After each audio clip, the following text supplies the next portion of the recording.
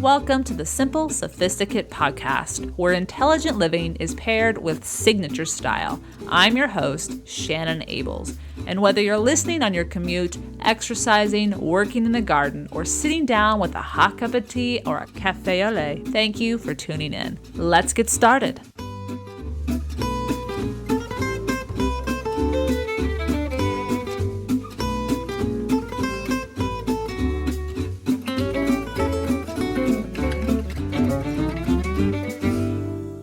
Welcome to the 45th episode of the SImple Sophisticate. Today we're going to talk all about decor and, more importantly, tying it in to how we can make our everyday all the more luxurious, comfortable, and relaxing. Because as we all know, whether we're returning home from work or returning home from our travels, we want to come home to a place that really embraces us kind of like a hug. And there are 10 ways that I'm going to talk to you about today that are not that expensive. Some of them are free, and they really can make a tremendous difference. Before I get to those 10 ideas, a little hint as to what today's Petit Plaisir is. I had the opportunity to go to a fantastic exhibit while I was in New York City, and it turned into a little bit more. So I'm going to share with you something that will bring that memory back to life to me, and I think introduce you to a fantastic way to spend the evening. Curious? Stay tuned to the end of today's episode, and you'll find out what I'm talking about. All right, let's get started on today's episode. 10 ways to set up your home like a luxurious travel accommodation. The gifts of travel, as you know, are plenty, as we are experiencing new food, new customs, new knowledge, and everything in between. Our minds are, because of all this, perhaps unable to relax and settle into comfortable habits that we don't even have to think about because we're out there and not sure of who we're going to meet, what events will unfold, and therefore our minds, our energy can be depleted a little more quickly or frequently than we may have expected. However, we don't necessarily feel tired in the moment because our adrenaline is kicking in typically, and we are excited and curious to take in as much as possible in a trip that we have most likely been very eager to enjoy. As I mentioned in last week's podcast episode, part of the reason I select comfortable, spacious, and welcoming accommodations when I travel is due in large part to the restoration I need after being outside of the hotel or outside of the vacation rental, which has ultimately been an exhilarating experience, but also exhausting. During my recent trip to New York City and then to Seattle, I had the opportunity to stay in two entirely different setups. One, a luxurious hotel, and two, an actual apartment set in New York City. Both offered exactly what I was seeking, even though they were, by definition, quite different. They offered comfort, a sense of coming home, security, and that opportunity that I was seeking to be restored each time I returned home, or home, as we would call it on a vacation with air quotes. Upon returning home, I began to realize that the details that complete the preferred luxurious living experience while traveling are quite simple and could easily transfer to our everyday living environment. So why not? Why not transfer these ideas that these luxurious accommodations choose and select to accommodate their customers?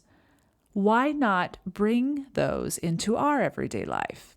Today, I'll explore 10 ways each of us can set up our homes, our everyday sanctuaries, to offer the splendor of luxurious travel accommodations. So let's get into these. Number one, I absolutely love this one. This one is seemingly very, very simple, but oh my gosh, it struck a high note for me. All it is drinking water that is readily available.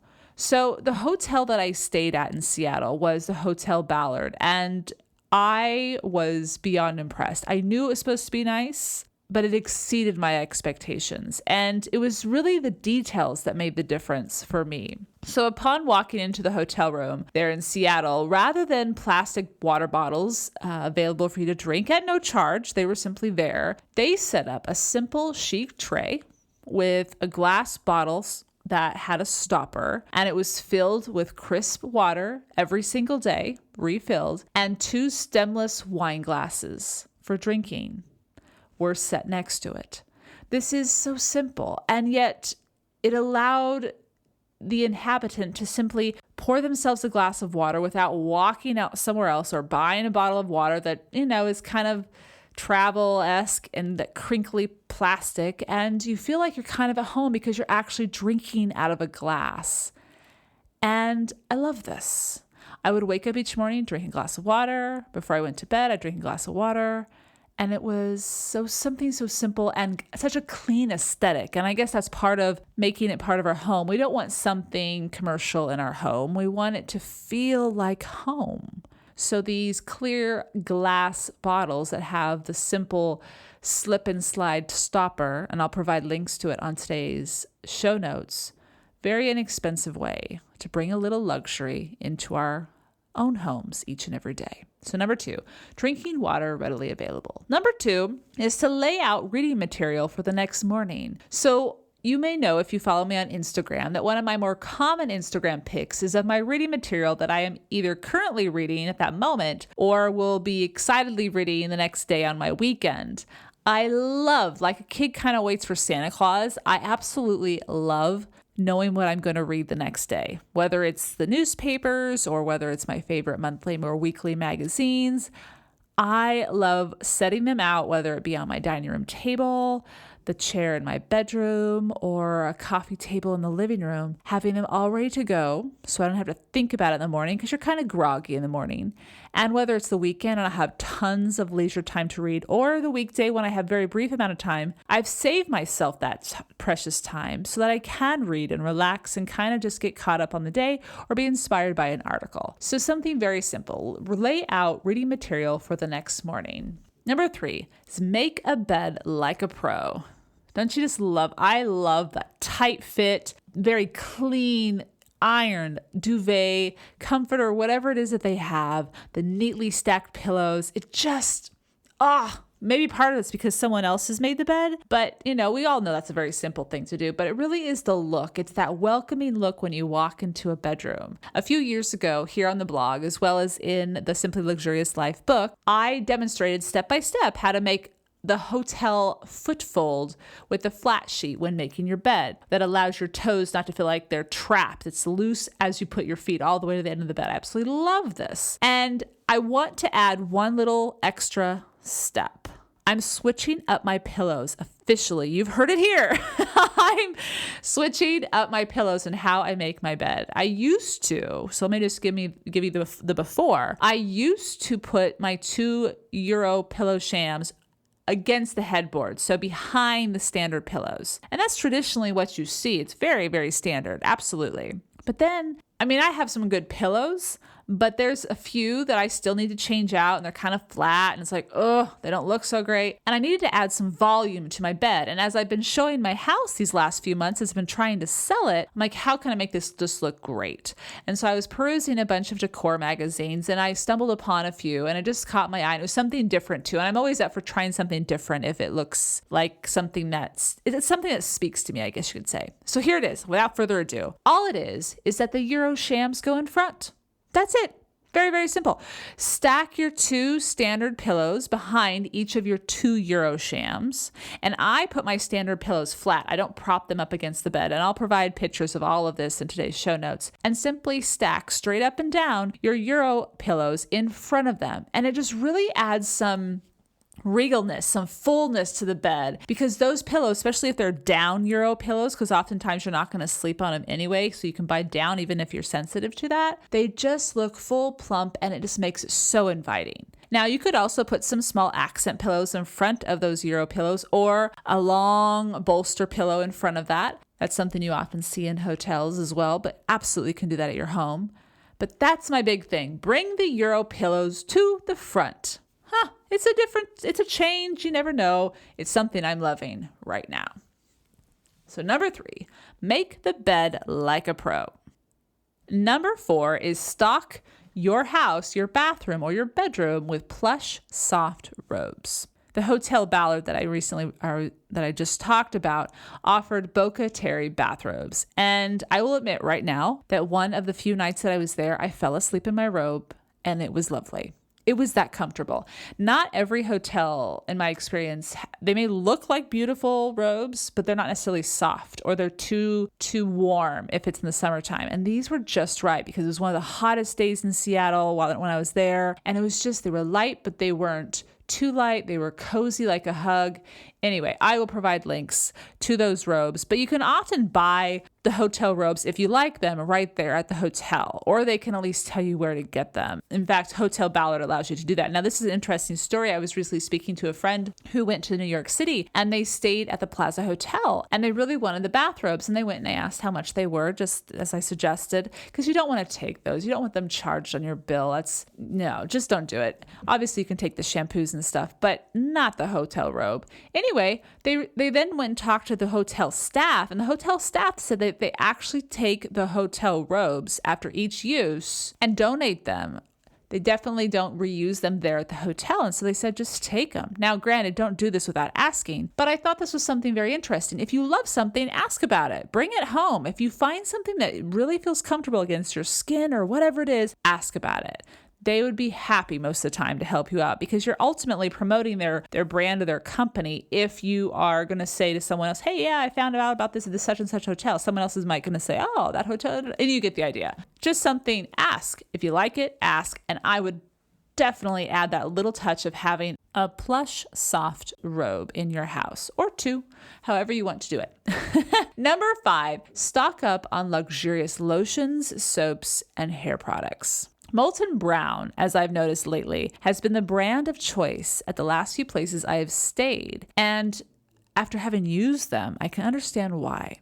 However, there are many quality products that offer rich lotions and help your skin and hair look their best. So definitely just keep your eyes open and buy what feels best on your skin. Place them either in the shower, if it's shampoo and conditioner, or next to your bed for your hand lotion in the evening before you go to bed, or on the counter in the bathroom.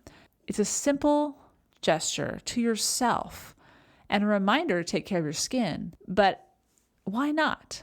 Why not? All right, I've talked about the first 5 ways to set up your home like a luxurious travel accommodation. I'm going to take a quick 1-minute break, and I'll see you on the other side with the remaining 5.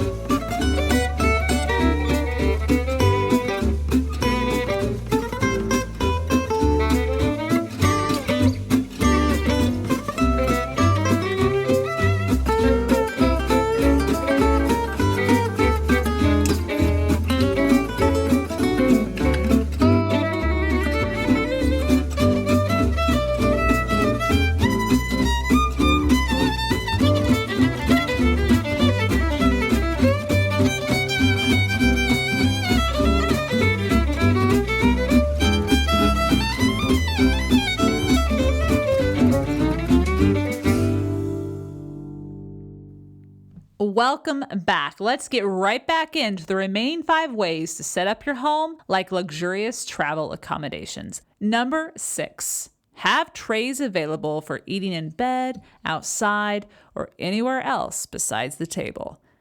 A luxury to enjoy when staying in a hotel, I will admit this freely, especially if you're on a business trip and you return exhausted each day and you don't want to step back outside of your hotel because you just want to breathe and you don't really know the town you're in, you don't know where to go, and you don't want to stress any more stress than necessary, is ordering and enjoying room service. Do not feel guilty about this. Absolutely not. In fact, the Hotel Ballard, Stoneburners is the restaurant that coordinates with the room service. It's right there. It's joined up with the hotel. And they have a menu especially for the people staying at the hotel. And I ordered in more times than I would like to admit.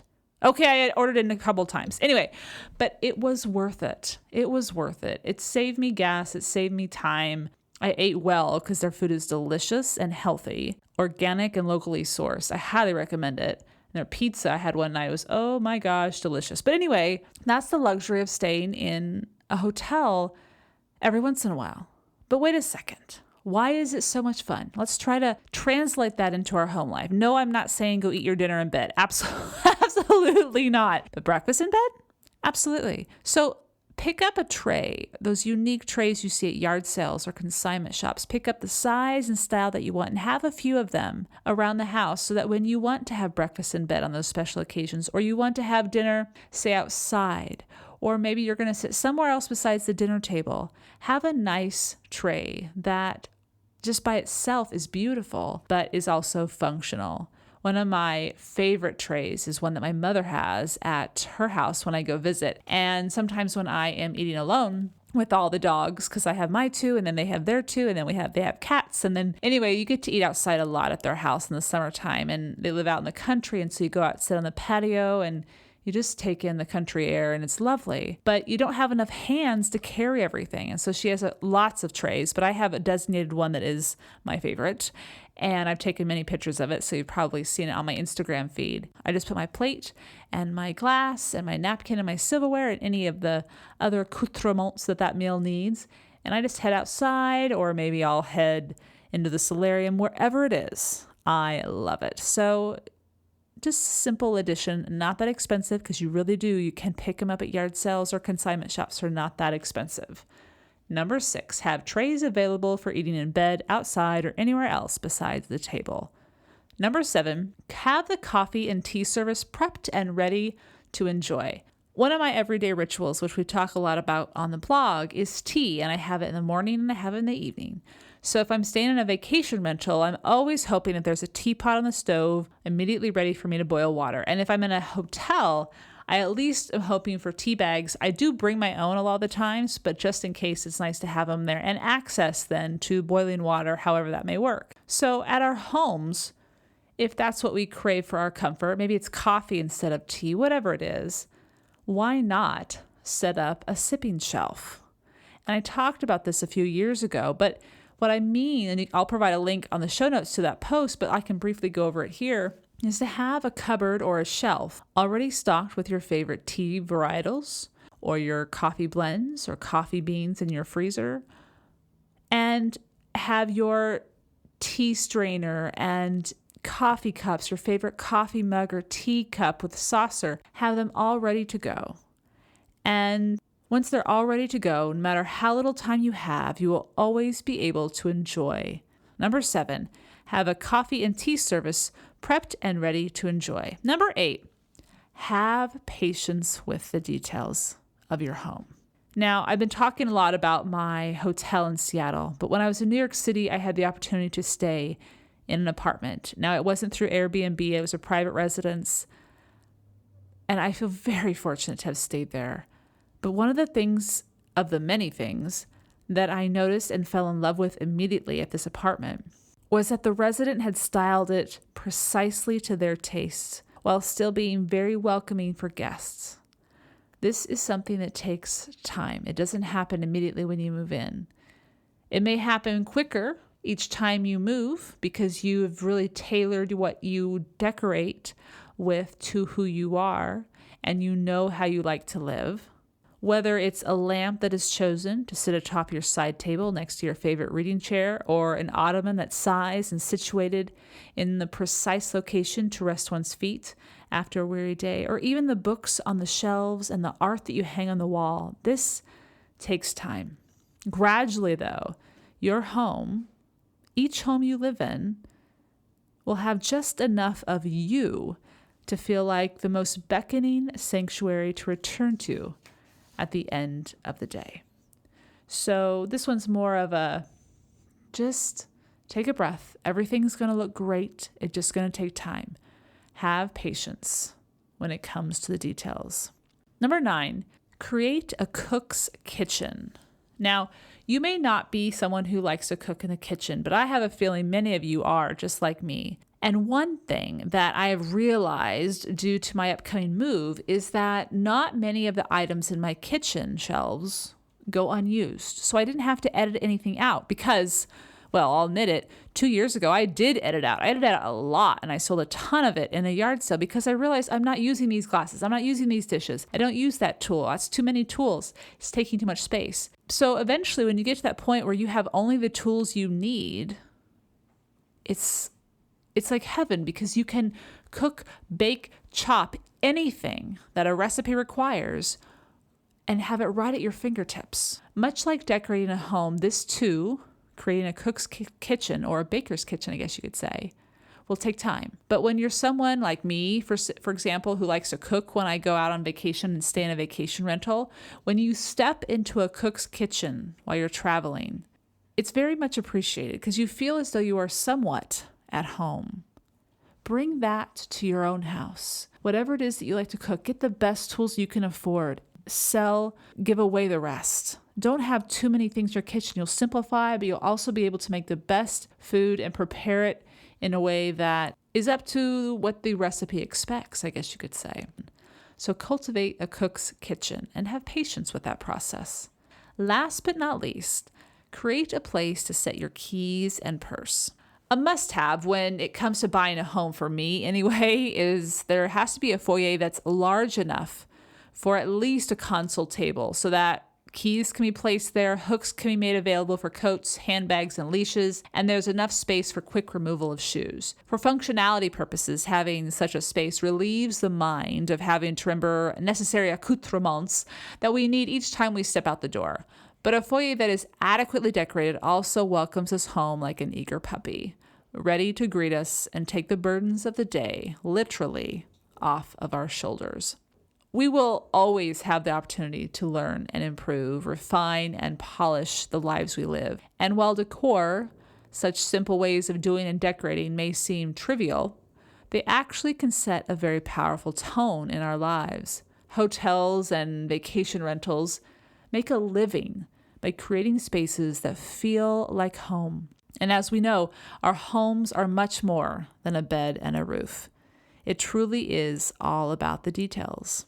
Details that aren't all that expensive when we take a closer look.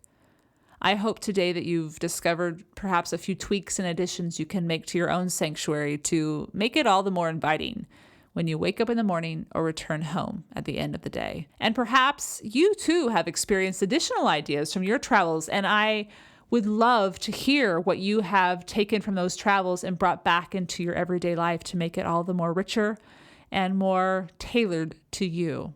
Please do share in the comments. I have a feeling I'm not the only one who wants to hear even more inspiration. If you are curious about the Hotel Ballard, I have included all sorts of pictures that I took and links to the hotel so you can take a closer look. Again, I highly recommend it. It's beautiful, lovely, and situated in a very quiet neighborhood in the Ballard district of Seattle, about 2 blocks off of Lake Salmon. Absolutely recommend it. If you want any of the show notes for today's episode so far, feel free to go to the blog, thesimplyluxuriouslife.com/podcast45, and everything will be there, as well as the Euro pillow example I was talking about earlier in the episode. Now we are going to jump to that Petit Plaisir that I mentioned at the beginning of the episode. I'm going to take a brief break, and I'll see you on the other side.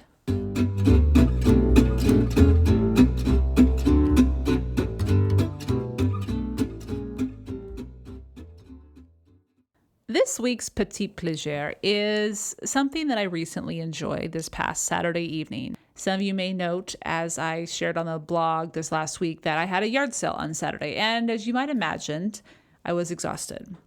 My help, that was wonderful, was also exhausted and had gone home. So it was just me and my dogs, and I was staying home. So I made myself some dinner and a simple little dessert, and I decided to watch The Woman in Gold, starring Helen Mirren and Ryan Reynolds. Knowing the backstory, having watched the documentary, The Rape of Europa, I'll provide links to that on today's show notes, I knew what the story was. I knew about the portrait of Adele Bloch-Bauer. I knew who had stolen it, the Nazis. But I didn't really know much about Maria Altman, who is played by Helen Mirren in this film. And I was curious, to say the least. I was even more curious because in my trip to New York City, I had the opportunity to see Helen Mirren on stage in the audience. And doubly interesting, I stopped by the Neue Galerie on 5th Street on the Upper East Side and actually saw the portrait of Adele Bloch-Bauer in person. I will provide all the details to this gallery on today's show notes, but I highly recommend you go to this gallery. It is a petite gallery compared to MoMA or the Met, but it is magnificent. It is dedicated to German and Austrian art from the early 20th century, and the president and now sole owner of the gallery is Ronald Lauder. So Estee Lauder, you're thinking of that family. The painting by Gustav Klimt was painted or finished being painted in 1907. Interesting little backstory there. He actually started the painting in 1903 as a wedding gift to Adele's parents, but he was quite known for taking time on these pieces of art, and he did not finish it until 1907. Regardless, it is magnificent, and Adele Bloch-Bauer is the aunt of Maria Altmann, who is the focus of the story A Woman in Gold. Adele Bloch-Bauer never had any children, and Maria idolized her aunt. And she, in 1999, decided to fight to get the painting back in to her family. At that point, it had been displayed with great glory in Austria's Gallery Belvedere. And it was very similar to the Mona Lisa, for example. They keep comparing it to that throughout the film. However, I will say this. It was funny. I was sharing with someone that I had seen this painting, A Woman in Gold.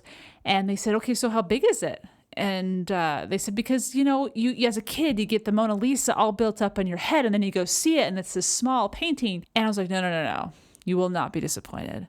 I have a few pictures of the actual I did not take the pictures, by the way. You're not allowed to have cameras anywhere in that museum, that gallery. There was actually, you'll see how small the room is. There was actually 3 guards, I guess you could say, in that one room with that painting to ensure that you were not taking a picture, and nobody was. It was a packed house, but nobody was taking it. And that was kind of nice, to be honest with you. But oh, how I wanted to show you guys how beautiful it was. It's magnificent. This portrait of Adele is stunning. It's large, the textures.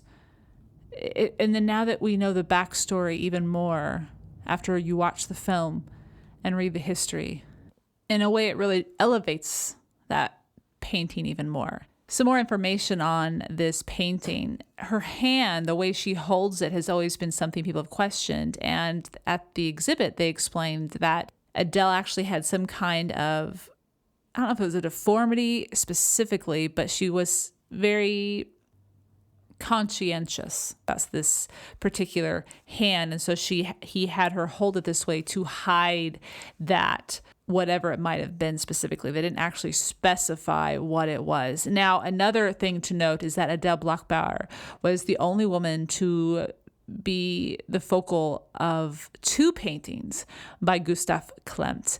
Many people wonder, was there affection between the two? And no evidence of that ever occurred. In fact, the husband helped fund Gustav Klimt. He was a supporter of him tremendously. So there was no evidence that they ever were involved. Although people thought it was quite intriguing that she was the only woman who sat for him twice. Now, the painting was a battle to get back from Maria Altmann, and this film, starring Helen Mirren and Ryan Reynolds, who plays Randy Schoenberg, her lawyer, covers a handful of years. It starts in 1999. They sue Austria to get the painting, are denied, and then they take and file with the United States Supreme Court. The United States Supreme Court doesn't hear their case until 2004. And they don't get the painting back officially until 2006. Immediately when they get it back, it is held in a gallery in Los Angeles until June 2006, when it is then bought by Ronald S. Lauder, for $135 million. Now, it is an exclusive exhibit that started in May, and it runs through September 2015. However, that painting, Adele Bloch-Bauer, won, because there are two paintings of her. The first one, and that is the one that's the woman in gold, is there permanently. So if you can't get to New York by September, do not be disappointed. It's still there. It's still going to be there. And by their agreement, it is to be on public display at all times for the public to enjoy. The second Adele Bloch-Bauer, if you're curious, which is not a woman in gold, but it is of Adele Bloch-Bauer, that second sitting, is actually in MoMA. A private buyer bought it for $88 million back in 2006 as well. And they have given it to MoMA for a long-term loan, so you can check that out. I'll provide links to that on today's show notes. So the film takes you behind the scenes, lets you really get to know Maria Altman and the struggle to get this painting back. It is heartbreaking, it is inspiring, and it will be well worth 2 hours of your time. I highly recommend. You'll find a trailer of the film on today's show notes at thesimplyluxuriouslife.com/podcast45, as well as links to the Neue Galerie in New York City, where the woman in gold, or the portrait of Adele Bloch-Bauer one, is hung. I hope you've enjoyed this week's Petit Plaisir, where each week ideas are shared to make the everyday all the more enjoyable. Tune in at the end of each Monday's podcast, where I'll recommend a book, a film, a recipe, or anything that will give you insight into how to live simply luxuriously. Anything that is a simple pleasure to satiate your sophisticated taste.